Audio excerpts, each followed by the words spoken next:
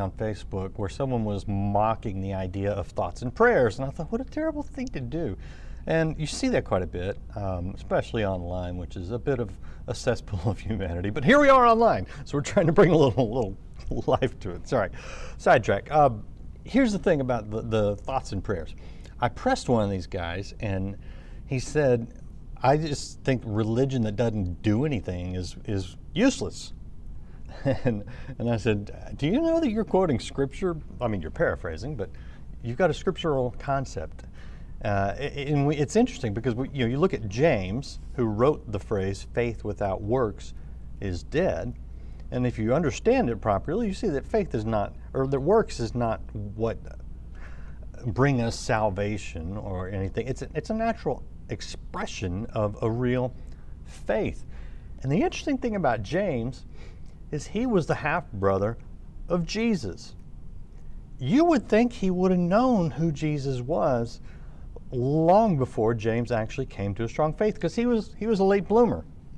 I think a lot of people think they know something about Christianity, but they really don't, because they look at it and see it as useless, something that just offers thoughts and prayers. But I'm here to tell you, actual, real, true faith, Christianity, the essence of Christianity, does something.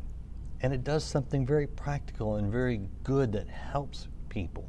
That's what Christianity does. We're talking about that today.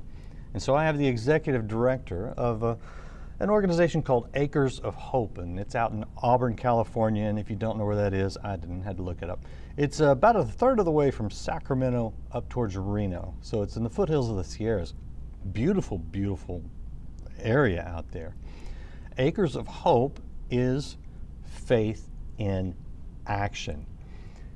I want to encourage you today by bringing you someone who is doing Christianity and show that you can do it too. I think that's what we're called to do. We're all called to do something very practical, very tangible, something that lost people will look at and go, okay, that's useful.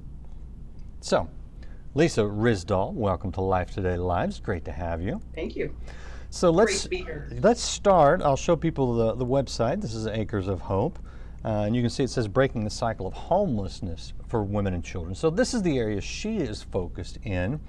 But the principles that we're going to talk about of putting our faith into action, they transcend the specifics. But Lisa, please give us some of the specifics. What is Acres of Hope? Well, in the briefest way I could tell you is what we are doing is breaking the cycle of homelessness for women that have children. What we're trying to do and what we're seeing happen is by providing these women with the opportunities that they need to break down every barrier to future success while infusing them with the gospel and while replacing those destructive behaviors with positive coping skills and a lot of Jesus. We are seeing these women exit out as strong, independent women able to take care of themselves and their children. And most of all, they are loving and nurturing moms, and the kids are thriving. And that's what Acres of Hope is all about. All right, take this down to a personal level. I'm getting a little bit of feedback on your end from my voice, so you might need to turn me down. But take us down to a personal level. So give us an idea of what kind of woman or mother is coming in there, what she's facing, and the hope that you instill into her to make her have the confidence to go out and live what we would think of as a normal life, a productive life. Right. Well, they come from all walks of lives. And so there is no generic per se, but I can definitely give you some examples.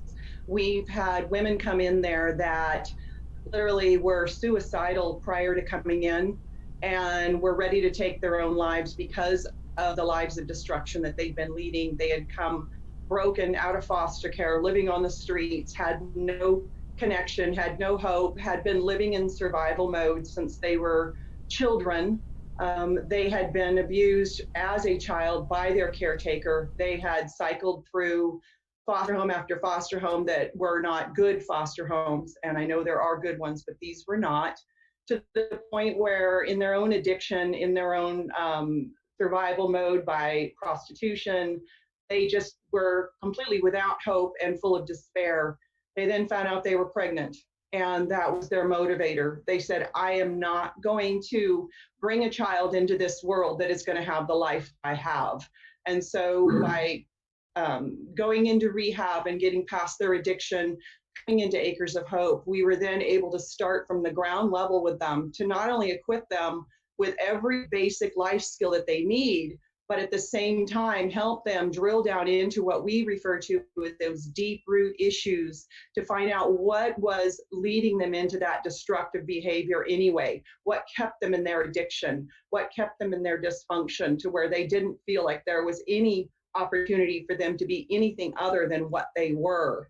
And in that process, they are working on the practical life skills. They are expunging old records. They are cleaning up credit. They are getting credit. They're learning to drive. They're finishing their education or getting their education in the first place. A lot of these gals, because of the lives they led, they come in with their ground zero. They have none of those foundational things that you and I take for granted. A lot of things that you and I consider just being common sense because we had maybe normal parents that we were exposed to these ways of living, just practical life skills they may not have ever been exposed to. So we're working on that. We have a whole cadre of volunteers and a little bit of staff, and we pour into them what they need so that they can go past every hurdle, they could break down every barrier that's going to keep them from being successful in the future. And I can tell you at the core of all of it is their gospel faith. So every morning starts with devotions so that they can get grounded, so that they can get focused and realize what they truly need to do to infuse into them that gospel strength to get them through all the challenges they're going to have in that day as they continue their program. That's very interesting. I'm curious, how did you even get into this? I mean, this is not where most people start their career path. No, it's I think for me personally, I had a very successful career. I was in a big bureaucracy, and I always felt like I was very proud of what I did, but it was all so removed and so aloof. If you're doing something and, oh, gee, this is going to benefit 60,000 people, but it was so impersonal. And so when this opportunity came up for me to be able to come and lead this organization, I can tell you the personal motivation, the energizer, the exhausting thing, whatever that gets you through every day and makes you come back the next, is when you see a little child that is fearful and skeptical and untrusting, and they won't look you in the eyes. And 2 days, 3 days, 3 months later, they insist on a hug before I leave at the end of the day. That's what motivates you to do this. That's why I'm personally there. That's why I'm so incredibly passionate about Acres of Hope, because of what I've personally seen and experienced, either in the changes in the face of a child, the changes in the face of a woman, that they come in, they have no trust, they are skeptical. They've got they've got their armor on. They've got every wall up. They are not going to be vulnerable, and that nobody's going to take advantage of me. And they have the attitude. And over a short period of time, they learn that they're lovable. They learn that they are loved. They learn that they're worthy. They learn that they have a Father in heaven that will love them unconditionally for exactly who they are, where they are at every single moment, will never leave them behind. And they start softening, and their faces begin to glow, and they smile freely where before they were fearful and would not open up to anybody. And through that, you just see this incredible metamorphosis. And it's an absolute beautiful thing. And it is very much about why we are there and why we're doing what we're doing, is to be able to see that transformation on that woman, on that child every single day, either through a major milestone as a graduation or something significant that got their first driver's license, or those little tiny moments where you have that parenting where their child now calls a mom, where the child wouldn't call a mommy before. Wow. It's just amazing, the stories every single day in every one of their lives. We're talking to Lisa Risdal, the Executive Director of Acres of Hope, and dealing with the homelessness, specifically mothers and children out in Auburn, California. I'm curious, Lisa, when someone walks in, I mean, society sees these women as addicts, as prostitutes, as homeless.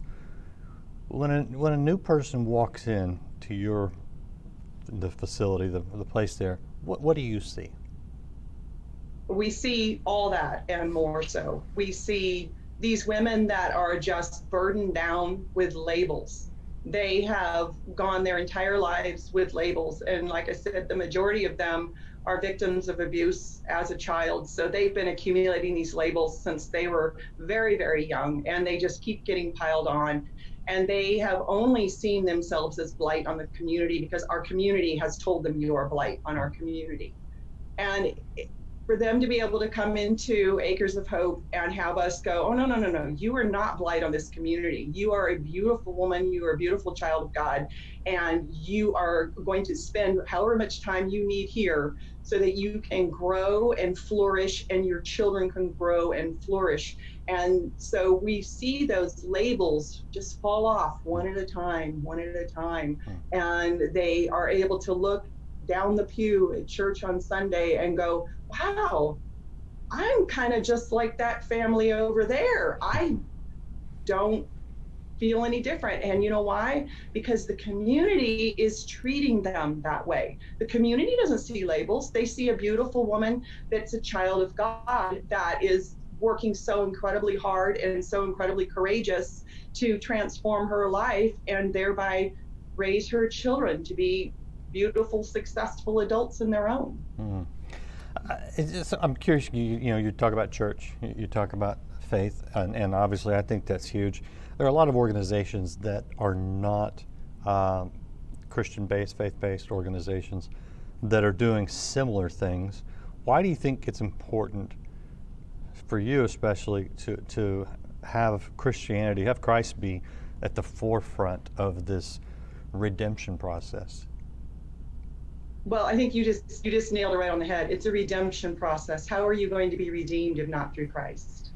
How are you going to see yourself as being lovable no matter where you're at, unless it's through Christ, unless it's through understanding that you have an almighty God that has created you to be in his image, that has created you to be able to be loved, to be worthy, that has also created this child of yours that you now have the responsibility of loving and raising. And sometimes the way I explain it to folks is if your coping mechanisms in life are destructive, whether it's addiction to whatever, these negative coping mechanisms that people have, and stuff happens in life, and stuff is always going to happen in life, and it happens to everybody.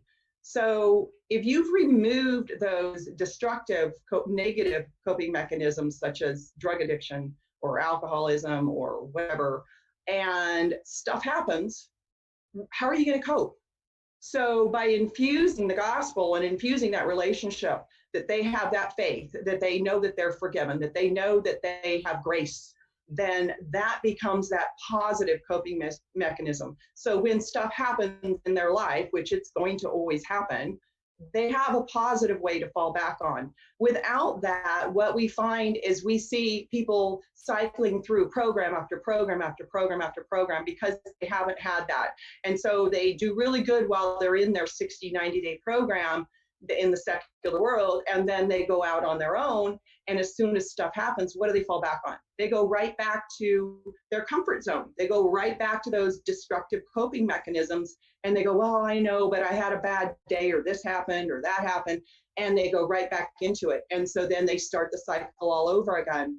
And we refer to it as the hamster wheel, because our society, unfortunately, we strive real hard to meet their immediate needs, whether that's clothing or food or shelter, but we're not giving them the opportunity to drill down into those root issues, to really root those things out that got them into those destructive cycles to begin with. And so when we see these people just cycling through program after program, and oftentimes when a woman comes to us, she's been through a half a dozen programs before she comes to us. So we give them up to 2 years because it takes time. But it really takes people willing to pour into them, people willing to draw close enough to them, to pour into them, and be willing to listen and be willing to be steadfast with them and guide them through every moment, whether it's the achievements or the challenges, to teach them everything they need. So again, they can go out and be independent and be loving and nurturing moms. Most of them don't have a clue what that looks like. Yeah, interesting. I like how you explain how that faith is a coping mechanism, but it's a positive coping mechanism. You know, some have mocked Christianity and said that faith is a crutch for the weak, and I'm like, it's more than a crutch. It's like those paddles that shock you because you're dead, and Christianity is about making dead people alive, not just you know, bad people good. It does that too, but it's about taking someone who is dead, who has no hope, and or life or future or any of those things, and you're doing that in such a very practical way. You're on the forefront of what you do, and by the way, I'll show the website again, Acres of Hope, and we're talking to Lisa Risdal, who is the executive director there. You're out front, and I know some people are watching right now thinking, oh, that's cool, she's out front doing this thing, you know, and they think I could never do that. But I'm guessing there are a lot of people behind you, people that support you financially, people that volunteer. What, for those who can't leave their careers or leave their homes and go work with homeless mothers, what roles are also available for people who want to get involved in a very practical ministry in their area? The people that are behind you making what you do possible. Right. Well, there's so many different ways. I mean, there is nobody out there that cannot participate in this transformation, cannot participate in seeing what's happening with the redemption of these women and with their children. Because even regardless of your circumstances, number one, be our prayer warrior. We need prayer warriors out there all the time. This is not easy. I often refer to these women as the most courageous women you will ever meet, because they literally have given up everything that they've ever depended on, their whole comfort zone, all that's gone. And so prayer warriors, that doesn't cost you a dime, and you can do it from your home. You know, obviously we are completely donor funded. We don't receive any sort of government funding because we are faith-based, and that we know first and foremost, that's the most important part of our program. And so we're not willing to compromise on that in order to receive any government funding. So we are completely private donor based. So obviously donating $10 a month, whatever you can do, is huge in helping as well. For people that are in our area, oh my goodness, or in your own areas, look for other similar organizations, look for places you can get involved. I can tell you without any doubt whatsoever that Acres of Hope would not exist without our community support. There's no way, and we would not be as successful, these women and these children would not be as successful without our community. Our community pours into these folks every single day. We have so many volunteers. We have a thrift store that's volunteer run. We have what we call angel grandmas and grandpas, because most of these kids don't have healthy extended family.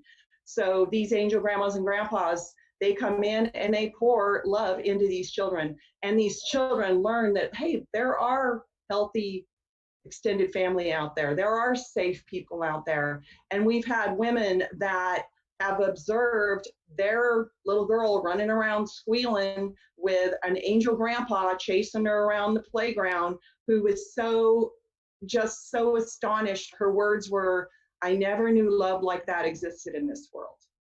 So that's what community is pouring into these women. It's teaching them that they can become a healthy member of a safe and healthy community, that they can see themselves without all those labels we were talking about.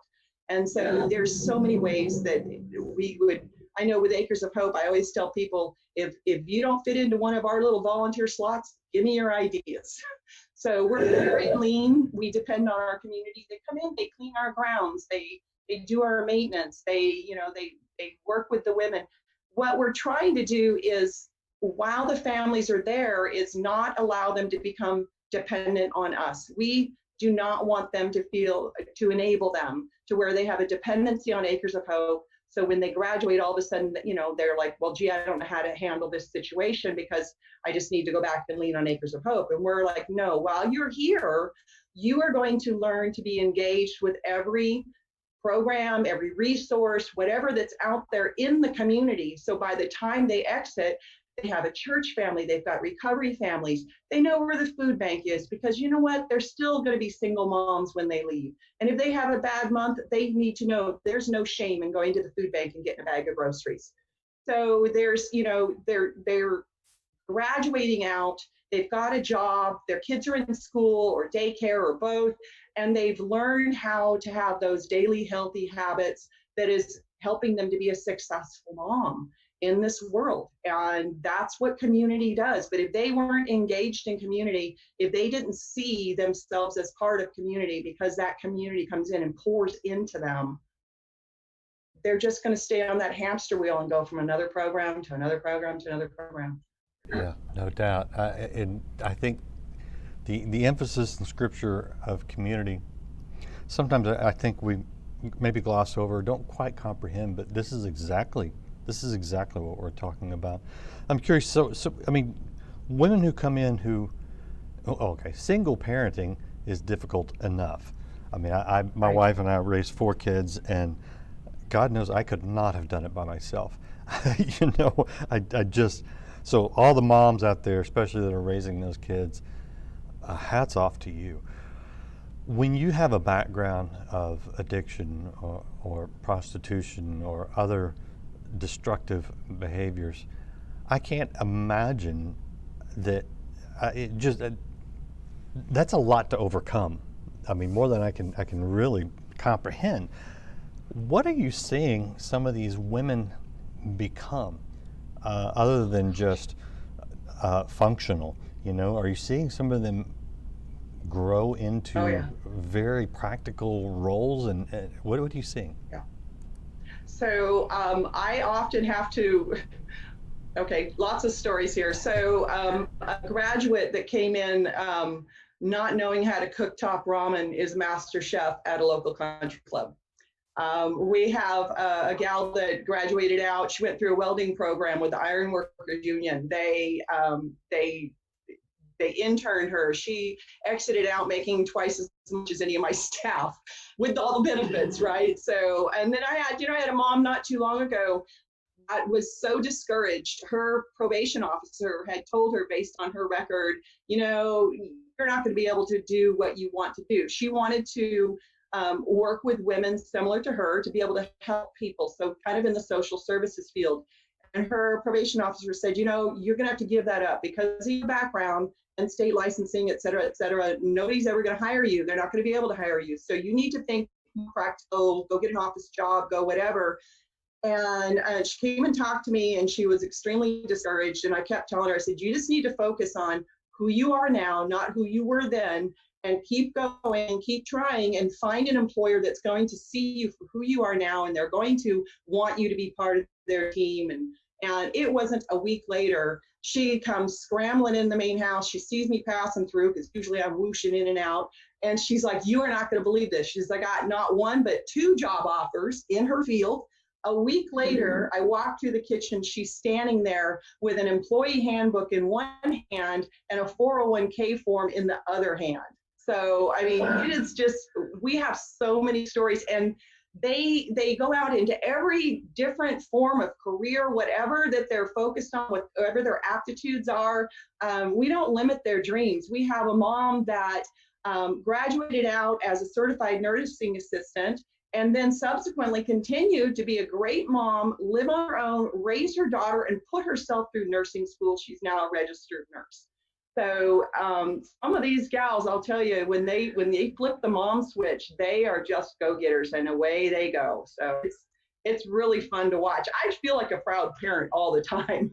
And see, I want to ask you about that, because when we think about some of these, with charity kind of careers, whatever, social services, we think of it as sacrifice, and I know that there is a level of sacrifice there, but at the same time, I'm seeing you getting some incredible rewards. What does it do for you when you see a woman who comes in who can't look you in the eyes, that turns around and fulfills her dreams as a parent and as a person with skills and gifts, and what does it do for you? It's like I said, I feel like a proud parent. You made me cry now. And I think for me personally, watching that transformation and seeing women that feel like they have no opportunity start recognizing that there's no limits, that the only limits that they have are those they're going to put on themselves. And so being able to watch them just little step by little step. And I remember one time, we have a community house. That's why I'll keep referring to the kitchen. So that's where, of course, like most family homes, where does all the fun happen? In the kitchen, right? So one time I'm standing in there, and there's one mom who's gone on to graduate. She's doing amazing things. But when she first came in, she was probably the most hardened, skeptical person I'd ever seen. She would have the look, every time. I don't know if I'm going to stay here. The first 3 weeks, it was like every single day. She was like, I don't know if this is right for me. And she was so hardened and so afraid to be vulnerable. And she had a little guy that was just an infant when she came in. And one day I'm standing in there and she's in the kitchen trying to prep dinner. And he's rolling around on the floor, and I look over, and she cracked a joke, or somebody made a wise crack, and I look over, and she had a smile went from ear to ear. I'd never seen anything like it, except on her little guy. And I looked over, I said, you know what? You always wonder where he got that smile. I just saw that smile on your face. And she didn't even know she had it in her. And it was just, for me, just seeing her go from that hardened, skeptical person that had just, been beat down, was afraid to be vulnerable, was afraid to be kind, was afraid to be happy. And here she was a short time later, just glowing. And, and they smile freely. There's not that, oh, gee, I got to worry about what somebody else is going to think. They're just relaxed, and they feel loved. That's the difference. They feel loved, and they don't feel judged. They know that they are loved. And you see that blossom, and you're not going to get that in a secular program. You're just not going to get that. And it's just beautiful. We use words like thriving and flourishing and redeeming and transformation and renewal and restoration, and it defines all those things. And being able to see it in each individual little life is extremely energizing. And I'll tell my husband, it's like, I'm so exhausted, but then I go to walk out and I look over, and there's one of those smiles, or somebody chasing me down to the driveway because they want to hug before I leave. And I'm like, okay, dude, I'm coming back tomorrow. It doesn't matter. It's just, it makes it all so worth it. It's so rewarding. And that's what our volunteers right now, we're kind of restricted on that because of all the COVID-19 stuff. And so we have a lot of volunteers that haven't been able to come into campus for a while, and they miss it. And they're always, either on our Facebook or calling us, and they're checking on people because they're part of our family too. And that's where, if you're sitting at home and you just don't know what you can do to actually make a difference in this world, you can make a difference in this world. You can look up an organization in your area, give us a call, send us an email, donate, whatever it needs to be. Follow us on Facebook. Just like I said, be a prayer warrior, because if you're not able to be on the front lines making these changes, we can't do it without everybody back there backing us up and supporting us. It's just huge. Lisa Risdal, Executive Director of Acres of Hope, right here online. acresofhopeonline.org, by the way, and I put the URL in the chat. Thank you so much for what you're doing you. On a practical level, but just for inspiring the rest of us as we watch you live the gospel. Thank you. It's my pleasure. It's, like I said, it's, it's very selfish. It's very rewarding. It's a beautiful thing. And you know what? It's something that all of you guys can do. Whether you decide, if God's telling you this is somebody you need to support, or if you're in the area, go volunteer, move across the country if you have to, I don't know. But here's the thing. There's so many organizations like Lisa's. There's somebody in your area. And if there's not, maybe God's calling you to be that somebody in your area. I know you guys watching probably know this, but we need to be the church by being, by doing, by fulfilling. And it's just what Lisa's doing, and it's going to look different in different areas, but it's finding that need where people are hurting, where they have no hope, and giving them hope. And I'm in a complete agreement with Lisa that it only comes through Christ. So what a beautiful, beautiful thing. A last word with you, Lisa. Anything you want to add before we're out of here? I sure appreciate your time and all that you do. Oh, I so appreciate just the opportunity to share about what's going on here. And I just want to echo what you said, Randy, to everybody that's watching and listening, is you make the difference, and you absolutely can help. Never feel like you can't, whether it's just sharing a smile when you see somebody that looks like they're in despair. Those folks, they need you, and you are the ones that are going to make the difference in this world. So true, and so good. Man, I love this. And you guys, people need to hear this, so please share this interview. If you haven't followed or subscribed to Life Today TV online, wherever you're watching, do that. Such inspiration. Let's go be the church. Thanks again, Lisa. acresofhopeonline.org. And we'll see you again next time here on Life Today Live. Where are you going to spend eternity?